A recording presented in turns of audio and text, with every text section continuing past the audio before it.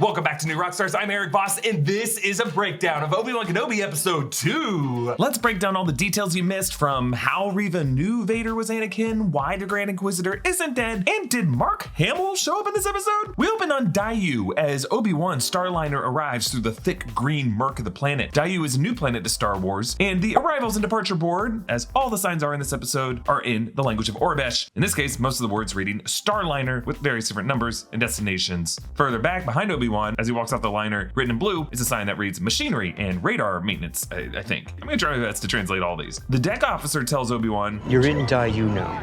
All signals in or out are blocked. People like their secrets out here." Now the show's designers say they based Daiyu on the city of Hong Kong. Maybe a little commentary here about how these days connectivity is a bit jammed in that part of the world. The wide street shot shows more Aurebesh, market, Gungan snacks, bank, and milk. We know from Phantom Menace that Gungans like Jar Jar love to snack. Then he comes across this familiar face. "Help a veteran get a warm meal." Yes, this is Tamora Morrison as a clone trooper, but this is not Rex. This guy's blue armor makes him a member of the 501st, and Rex broke off with Ahsoka to form the 332nd, who painted their helmets orange to honor her. Now, there are not many clone troopers left ever since Tarkin decommissioned them, as we saw during Bad Batch. This clone trooper may have been part of that massacre of the Jedi Temple, and now just feels broken and depressed, racked with guilt. Or maybe he's a clone trooper who defected from that mission and was ostracized. Either way, give this guy a miniseries. I want to know his story. Obi-Wan eyes him apprehensively, seeing both part of the group who slaughtered his fellow Jedi and the face of Commander Cody, his clone trooper companion who shot at him. He meets this young female spice dealer. "I was someone's daughter once too." Yeah, this is a fun little wink because she is played by Esther Rose McGregor, Ewan McGregor's real-life daughter. Her character's name is Tetha Grigg, a derivative of her name, and she offers him some spice. "I got Kessel, Pure, Glitter Stem, and Felution." Kessel Pure means it comes directly from the spice mines of Kessel, a location we visited in Solo, and the endpoint of the Kessel Run. Glitter Stem is a form of spice often mentioned in Star Wars lore, produced from the webs of spice spiders, and Felucian means it comes from Felucia, the planet with interesting plant life where Aayla Secura was gunned down in Order 66. Kumail Nanjiani plays Haja Estri, a con artist who pretends to be a Jedi. Notice how he wears a huge fake lightsaber out in front of his robes. Yes, it's super obvious, and that's the point, because Jedi are always supposed to hide their lightsabers beneath their robes. If he was a real Jedi, it wouldn't be out in the open like that. He gets them safe passage to the planet Corellia, which is the home planet of Han Solo that we saw at the beginning of Solo. After the woman thanks him, Kumail does his hilarious, impatient, cough it up gestures with his hand. "It's all there. Oh, you didn't have to. Every credit." And then notice how he counts it coin for coin, despite pretending not to care. Obi-Wan exposes him. "But in my experience, rats know more about the sewers than anyone else." Yeah, I like how in this episode we're back to seeing Blade Runner Obi-Wan from Attack of the Clones, a guy who was not afraid to explore the underworld to locate his target. They pass some more signs, some translate to SW Milk, made for Star Wars Milk, and then a red sign for Sabacc. That, of course, is a Star Wars card game. Actually, later in this episode, you see the same sign at the bottom, having a whole hand of Sabacc cards, and then even later in the episode, we see Haja playing a solitaire variant of the game. And then in this alley in purple, there's a sign for a club called The Den, and another sign in green, Wine. Ben twists his beard hair as he scopes out this alley. It's actually the same gesture Alec Guinness did in A New Hope, and Ewan McGregor mirrored this in the final scene of Revenge of the Sith, his way of showing that he's starting to age up and transform into that era of the character. Now, this hooded man walks past Obi-Wan on the left side of the screen, and yeah, he looks a lot like Mark Hamill. Hamill has cameoed in these live-action Disney Plus Star Wars shows before. He did voice the bartender droid in The Mandalorian. Now, if this is him, we shouldn't overthink it. Luke is not time traveling here. Star Wars has looser logic rules for cameos. Like, remember, E.T. showed up in Revenge of the Sith. Ben enters this spice processing lab looking like a meth lab. I like how smoothly he pickpockets the spice from the guard as he brushes past him. Ben then tussles with more guards in the corridor, including the Zabrak, and if you watch this very closely, even though Ben is super out of shape, and that's really fun to watch as he takes all these hits, it's not that his hand is just weak when he punches them. If you look closely, he cuts his hand on one of the Zabrak's horns, something I always wish we would have seen with Maul's horns. Now, last episode showed a hooded Leia revealed to actually be a decoy, and this episode keeps up that game, but in this case, it's a trap for Ben. But Ben is prepared for this. You're bleeding all over my floor. Well, everybody bleeds. Yeah, I love this line because Obi-Wan has always been around for the most visceral violence in Star Wars. His scuffle with Ponda Baba, slicing Maul in half, shooting Grievous's heart out, and of course, high grounding Anakin. And then later, Reva finds her kidnappers as high as Obi-Wan's ground is. And I think this is the first time in Star Wars we have seen characters truly high on spice. And I love this. When Obi-Wan finds Leia, he leans forward toward her in the same exact pose that matches Leia's pose when asking Obi-Wan to help via R2's holo recorder, even the same kind of blue lighting covering them both. I just love that we finally get to see these two characters together, a major character pairing that we've never gotten before, as the two of them never really shared a moment together in A New Hope. He says, Your father sent me. I'm here to help you. Where's the army? yeah, the moment kinda mirrors Luke rescuing her in A New Hope. Too little short for a stormtrooper. I'm Luke Skywalker. I'm here to rescue you. Reva meets up with the other Inquisitors, now joined by the fourth sister, a character whose armor actually shows up in the Return to the Vader's Castle comics, worn as a disguise by Rebel Commander Lena Graff. Reva says, I found a link between him and Organa in the archives. I used the girl as bait. that link in the Jedi archives that the Inquisitors now have access to might have been Bail Organa visiting the Jedi Temple on the night of Order 66 before poor young Zet Jukasa died protecting him, or it might have also been Obi-Wan's and Bail's Christophsis venture in Clone Wars. The Grand Inquisitor says, whatever power you are craving, it will not change what you are. And what is that? The least of us. You came to us from the gutter.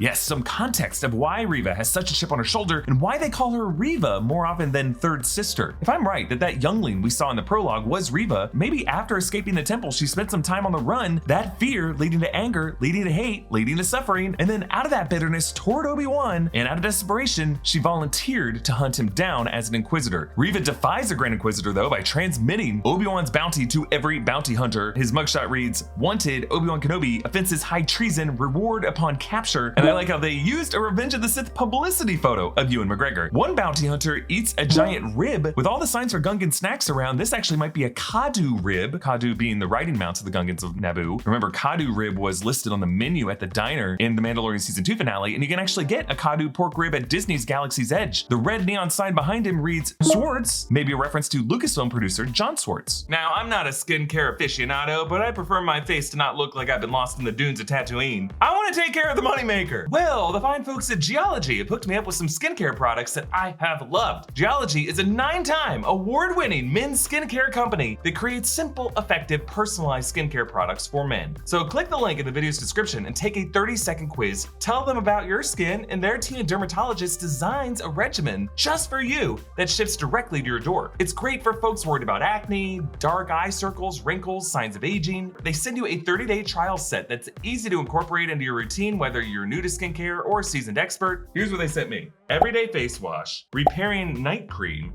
vital morning face cream, and some nourishing eye cream. So far today, just using this everyday face wash has just made my face feel more comfortable on my head. Like I don't have that awkward that tightness that sets in the middle of the day. It just feels like my skin is like a nice blanket on my body. I don't know if that makes sense to you, but I'm just like aware of my skin now, and it feels nice. Really, by designing these things, I love that they do the thinking for me. They send me just what I need, and I just have to use it. And they are offering a crazy deal right now. You can get 70% off on their 30-day 5-piece trial kit. So head to geology.com to get 70% off on your 30-day trial kit when you use the promo code or just click on the link below. That's geology.com, promo code ROCKSTARS70 to save 70% off on your 30-day trial. As Ben looks around a corner, another sign reads Chiumo Threads. There was a Xiumu Wang, a Chinese film actor in the 40s and 50s, but I'm not sure if there's a connection there. Leia throws some shade at old man Ben. If anyone asks, we're farmers from Tall, and you're my daughter. Granddaughter, maybe.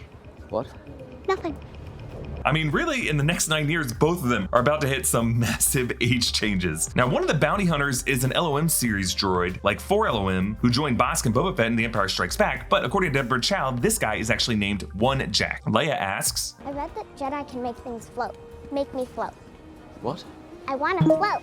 if you think about it, in The Last Jedi, Leia will finally pull off an impressive force-powered space float. Another pink neon sign translates to Jawa's Market. And then on the rooftop, Reva looks past a sign that reads Milk. Meanwhile, Leia gets spooked by Obi-Wan's face on the bounty alert. Another example of Reva's chaotic evil tactics making Obi-Wan's life hell. This chase heads to the rooftops where the bounty hunters fire on Ben as Reva parkours her way over to them. Leia tries to jump away but falls short, losing her grip on the wire. And I love the inverse coloring of this moment. Leia in green falling into the red. red, Ben's face lit red, bat with a green smog backdrop. And Ben finally uses the Force on this series to catch her, a move that Cal Kestis actually does in Jedi Fallen Order to save Prof, revealing himself as a Jedi for the first time. And by the way, that sequel game, Jedi Survivor, is set 5 years after Fallen Order, which roughly sets it around the same time when this series takes place, maybe making it a bit more possible that Cal Kestis could show up on the show. The Orbish sign in this alley, by the way, translates to noodle, obviously a noodle bar, but also reflecting how Obi-Wan finally uses the powers of his noodle. And later in this alley, Reva scans Haja's noodle, but Haja saves them from that LOM droid and points him to the cargo port where an Orbish sign reads Mach Inc., assume Machine Incorporated. He says that shuttle will take them to the planet Mapuzo, confirming the translation of the Inquisitor table that I did from a trailer, Mapuzo being a deep cut location from the role-playing game. The fact that trailer footage shows that on the Inquisitor's screen means that they're gonna chase them there, which is bad news for the people who want to help Obi-Wan there. And we'll see, maybe it's some other runaway Jedi, maybe Cal Kestis, maybe Ahsoka. There's quite a few of them still alive out there. The Grand Inquisitor turns his spinning lightsaber on Flea's kidnapper character, whom we learn is named Vect Nokru. This spinning effect is one of the more lethal aspects of the Inquisitor sabers, and yes, they can use this to fly. Leia bosses Ben around. Now come on. What now? Nothing, you just remind me of someone. She was fearless too, and stubborn. Was your friend a Jedi too? No, she was a leader. I love it. So Obi-Wan compares Leia to her mother, Padme, a queen turned senator of Naboo, a leader. But he may also be thinking of his lost love, Satine. But really what I love most about this line is he answers whether or not she was a Jedi with no, she was a leader, which means Jedi in his mind should not be leaders. Which makes sense. After the Clone Wars, after Order 66, Obi-Wan probably feels quite a bit of regret that the Jedi got so involved in that military conflict and that they never should have been generals in the Republic military. Moses Ingram is legit creepy as Reva. Come out to play! I love how the increasing red glow of her saber precedes her entrance into frame. This whole moment feeling very similar to Vader playing hide and seek with Luke in Return of the Jedi. She says she wants to take him to Vader, revealing Lord Vader will be pleased. You didn't know. He's alive, Obi-Wan. Anakin Skywalker is alive. So a few things here. First, I just love how Reva can sense Obi-Wan's sudden confusion upon hearing that Anakin survived. But second, how does Reva know that Vader and Anakin are the same person? This is supposed to be a secret known only to a few people, like Palpatine, Vader, Obi-Wan, Yoda. For Reva to know means she must have some deeper insight into Anakin than most others do. Perhaps as a youngling, she could have idolized Anakin Skywalker, and she was able to put it together that this new Sith on the scene was giving her the same kind of feels that Anakin did. I think ultimately this just gives us an insight to how smart Reva is, because after all, Thrawn was able to deduce that Anakin and Vader were the same person based off of a specific flight maneuver that Vader did that Thrawn knew that only Anakin Skywalker could do. Reva uses her lightsaber to stab the Grand Inquisitor in the gut, but again, the Grand Inquisitor is guaranteed to survive. Considering he shows up years after this in Rebels, he might get that same kind of mod shop treatment that Thundercat gave Fennec Shand. Maybe they'll rush him to a bacta tank. Either way, if Vader can survive immolation, Grandy can survive this. So Obi-Wan, stunned to know Anakin is still alive, spirals. Are you okay?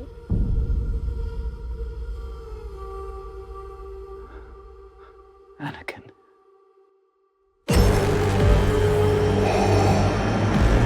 What a smash cut! We see the face of Hayden Christiansen, his eyes now Sith red. In the bacta tank, his breathing, the same sound effect of Vader's iconic breathing through his mask. So right off the bat, the first shot we see of Darth Vader on the show is not the iconic mask, it is the face of Hayden Christiansen, making a promise to the viewers that Darth Vader on the show isn't just gonna be James Earl Jones' voice coming through the mask, we're gonna be spending a lot of time with this guy underneath the mask. Now, while the bacta tank is supposed to be a regenerative healing tank that he must reside in while not in his suit, this water doesn't look restorative in this moment. Visually, it looks like he is in boiling water, steaming with rage. And as we saw in the Book of Boba Fett, laying in these bacta tanks has a sensory deprivation meditative quality. It causes you to reflect on your unresolved issues. And that is what Vader's going through right now. And a cool little visual detail here, though it is hard to see, the gnarly scar is on his bald head, the same one on his head when Luke unmasks him at the end of Return of the Jedi. So in this moment, we do not yet know if Vader was just waking from a nightmare. Charles Soule's amazing 2017 comic show how he experiences them a lot, they are terrifying, and Obi-Wan factors heavily in them. But the editing at least implies that it was Obi-Wan speaking his name for the first time in 10 years that could have awakened this monster. Because this is, after all, the first time Ben has spoken the name Anakin on this series. Other characters have said it, like Owen and Bale, but not Ben. For these first 2 episodes, Ben has successfully resisted using the Force and letting his conscious mind drift back into the Jedi thinking, but now that Jedi itch that the Grand Inquisitor warned of, the itch they cannot help, has gotten the best of Obi-Wan, and he made the mistake of finally opening his mind to his former Padawan as a living threat.